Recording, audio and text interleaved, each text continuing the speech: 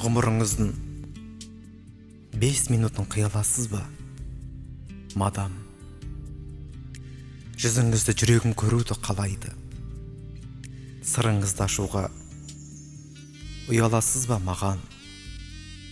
Жарайды. Көбелек қыста да ашады күнім, ақынның жыртылған парақтары боп.